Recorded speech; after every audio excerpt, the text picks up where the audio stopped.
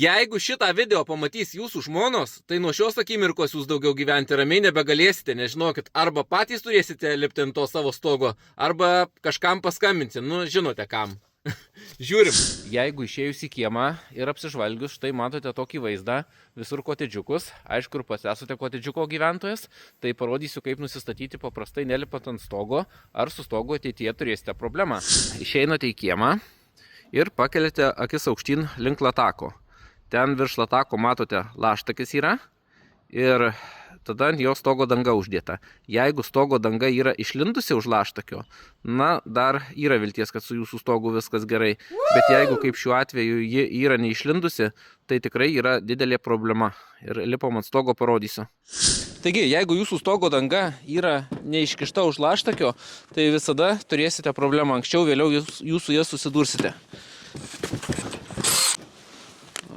Kokie varžtukai, juodi iš karto. Dabar turėtų labai gerai matytis. Ir pažiūrėsime, ar vėl išeis parodyti piršto galę.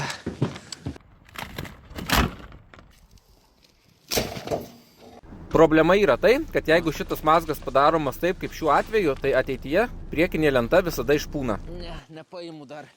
Namui dar tik 5 metai, dar neišeina paimti, reikia dar metus palaukti.